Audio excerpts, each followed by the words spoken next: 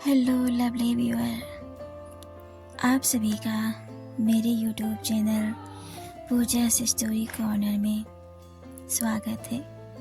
आज शुरू होने जा रही है एक triangle love story.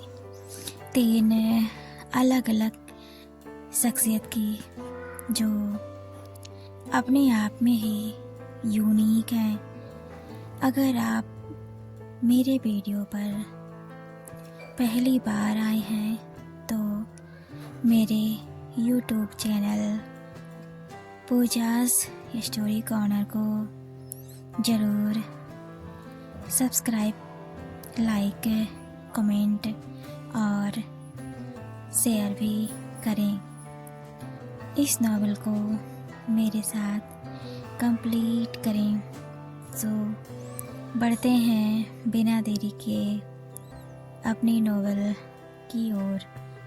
Anjali Verma मासूम, शांत और कम बोलने वाली लड़की है। उसका रंग गेहुआ और काली लंबी कर्ली जुल्फें। आँखें इतनी बड़ी हैं कि जब वह सोती है तो आधी आँख खुली ही होती है। लंबी सुराही जैसी गर्दन, पतला 5.3 इंच का हाइट है। उसे पेंटिंग का बहुत शौक है।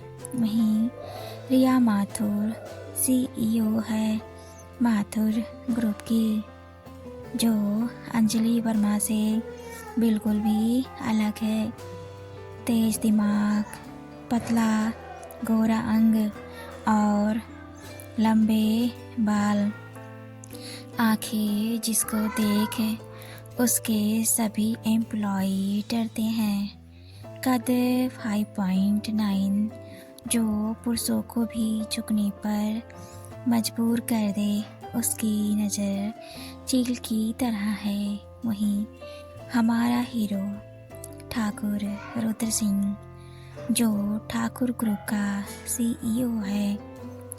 रंग गोरा, मस्कुलर बॉडी, कद 6.3 इंच। उसके सामने हर कोई बौना लगता है। गुस्से वाला इतना कि किसी एम्प्लॉय से एक बार गलती हो जाए तो उस पर बिना तरस खाए ही जॉब से निकाल उसे रोड पर ला देता है।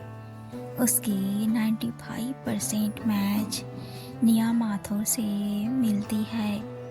निया माथुर अंजलि वर्मा और ठाकुर रुद्र सिंह की मुलाकात कैसे होगी, कैसे एक दूसरे से जुड़ेंगे। तो देखिए, हाले दिल मेरा पूछो न सनम। अंजलि और निया की मुलाकात। सुबह की बस में मैं अंजलि वर्मा जैसे चढ़ी, मेरी एक लड़की के सिर से टक्कर हो गई। दोनों के सिर जोड़ की टक्कर खा गए और मेरी सारी पेंटिंग नीचे गिर गई। उस लड़की ने मुझसे अपनी गलती मानते हुए बोला, ओह सॉरी, मैं बस नीचे गिरी हुई पेंटिंग ही देख रही थी। तो मैंने उसको बिना देखे बोला, नो इट्स ओके। फिर उस लड़की ने कहा, मैंने तुम्हारा नुकसान किया है तो मैं खराब हुई पेंटिंग की भरपाई कर दूंगी। बट मैंने उससे कहा, जी नहीं, मैं पैसों के लिए काम नहीं करती। पेंटिंग मेरे खून में है। वह लड़की अंजलि की बातों से बहुत ज़्यादा ही इम्प्रेस हो गई। दोनों ने मिलकर सारी पेंटिंग उठाई। उस लड़की ने कहा, नाइस पेंटिंग। मैंने कहा, जी थैंक्स। उस लड़की ने कहा, हाय, मैं रिया माथुर, और आप? लगता है आप थोड़ी टेंशन में हैं या आप कम बोलती हैं। मैंने कहा, जी नहीं, बस 10 बजे से एग्जीबिशन शुरू होगा और मुझे अपनी ये सारी पेंटिंग नीरज सर को देनी है। अंजलि झल्लाते हुए बोला, और ये बस कितनी स्लो चल रही है, देर हो गई तो इतनी मेहनत पर पानी फिर जाएगा। तभी उस लेख ने कहा, कुछ नहीं होगा। अंजलि ने बोला, अरे क्यों नहीं होगा, बस कैसे चल रही है देख रही हैं आप, वह लड़की बोलती है। वो इसलिए क्योंकि उस एग्जीबिशन को होस्ट मैं ही कर रही हूँ। मैंने आश्चर्यचकित होकर बोली, क्या? मैंने इतनी ज़ोर से चीखी कि बस रुक गई। सब लोग मुझे देखने लगे। बस कंडक्टर मेरे पास आया, मुझे नज़रें नीचे झुकाए उससे कहा, सॉरी, बस आगे बढ़ाएं। बस कंडक्टर मुझे छोड़ के वापस अपनी सीट पर चला गया। मैंने खुद से कहा, ओह, मुझसे हमेशा क्या होता रहता है। रिया ने कहा, आपने अपना नाम नहीं बताया। मैंने उसकी तरफ देखते हुए बोली, ओह, भूल गई, मेरा नाम अंजलि वर्मा है। रिया ने कहा, नाइस नेम। मैंने उनसे पूछा, मैम, बट आप बस से क्यों जा रही हैं? निया ने कहा, उसके पीछे भी एक छोटी सी कहानी है। तुम्हारे पास तुम्हारी टेंशन के अलावा वक्त हो तो बताऊं? मैंने कहा, जी बिल्कुल है, आप बताएं। निया ने बोलना शुरू किया, तो यूँ हुआ कि मेरे ड्राइवर की वाइफ की अचानक आज ही डिलीवरी पेन स्टार्ट हो गया। तो मैंने कहा, तो आप वो कैसी हैं? निया ने कहा, ठीक हैं, हॉस्पिटल में एडमिट हैं। मैंने फिर बोला, तो कार? निया ने जवाब दिया, कार? मैंने उसे दे दी। उसके गांव में कोई साधन नहीं है, तो इतना तो बनता है। मैंने कहा, आप कितनी अच्छी हैं। निया ने कहा, अच्छा, हमारा डेस्टिनेशन भी आ गया। मैंने कहा, हाँ, पता भी नहीं चला। दोनों हंसते हैं। अंजलि के सर ने दूर से आती अंजलि को बोलना शुरू किया, अंजलि, थोड़ा जल्दी नहीं आ गई, सो रही थी क्या? अंजलि ने कहा, सॉरी सर। नीरज सर ने कहा, तुम दिन भर में जितना सॉरी बोलती हो उतना अच्छे से काम अगर काम कर लो तो सॉरी बोलने की नौबत ना आए। अंजलि ने फिर बोला, सॉरी सर। नीरज सर ने बोला, फिर से सॉरी। अंजलि ने घबराहट में बोला, ओके सर।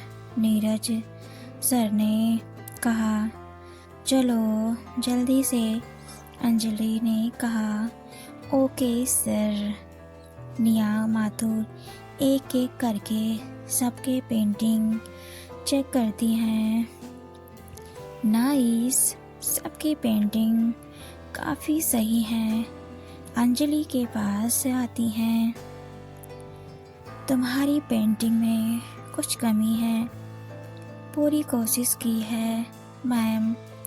अंजलि ने कहा, तुम्हारी ये माँ और बेटी की पेंटिंग सबसे अलग है।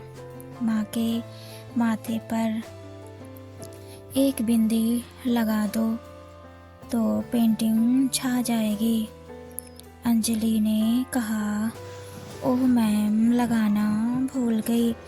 निया ने अंजलि के माथे से बिंदी निकालकर उसे पेंटिंग में लगा देती हैं और बोलती हैं, अब ठीक लग रही है। अंजलि के माथे की बिंदी पेंटिंग में लग जाने के बाद पेंटिंग पहले से भी ज़्यादा अच्छी लगने लगी होती है। निया ने कहा अंजलि से, इस पेंटिंग को पैक कर दीजिए। अंजलि ने निया के सामने सिर झुका लिया और बोली, थैंक यू मैम। अंजलि, आज नीरज सर मेरे पास आए और खुश होकर बोले, अंजलि, ये तुम्हारा पहला एग्जीबिशन था, बट तुम्हारी पेंटिंग ने तो धमाल मचा दिया आज। अंजलि ने कहा, सर मेरी एक पेंटिंग मिसिंग है। नीरज सर ने बोला, कौन सी? अंजलि ने कहा, जिसमें मैं मेरी माँ के कंधे पर सर रखी थी, वो वाली सर।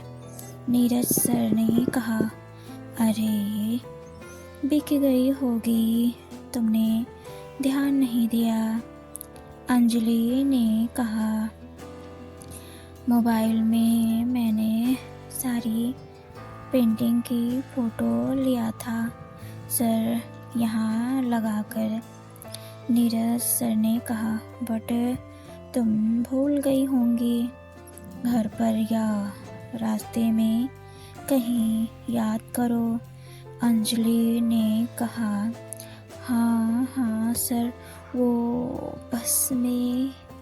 नीरज सर ने गुस्से में कहा, अंजलि, तुमने बेवकूफ़ी की डिग्री ले रखी है, और हाँ, अब सॉरी मत बोलना। अंजलि ने सर हाँ में हिला दिया। बस एक जगह पर रुकी। कंडक्टर ने बस की गंदगी साफ कर रहा था और बोला, ये लोग खा खा के इसी में फेंक देते हैं, बाप का घर समझ रखा है। पेंटिंग हाथ में आते ही बोलता है, अब ये क्या है? उसने पेंटिंग हाथ में ली, बोला, छोड़ो, अब क्या देखना, फेंक देता हूँ, आखिर सब कचरा ही है। पेंटिंग इतनी जोर से बाहर फेंकी कि साइड में खड़ी कार में जा गिरी। आपको मेरी नॉवेल कैसी लगी, मुझे कमेंट में ज़रूर बताएं। आगे नॉवेल में हम देखेंगे कि क्या अब अंजलि को अंजलि की किस्मत बदलने वाली है। निया उससे इम्प्रेस होकर क्या करेगी? रुद्र और निया की मुलाकात कैसे और किस तरह होंगी? तो देखने के लिए बने रहें पूजा's स्टोरी कॉर्नर में। Thanks for watching and keep supporting. Thank you so much मेरे इस न्यू नॉवल को सुनने के लिए। आगे और भी पार्ट आएंगे तो बने रहें मेरे इस चैनल में। Thanks for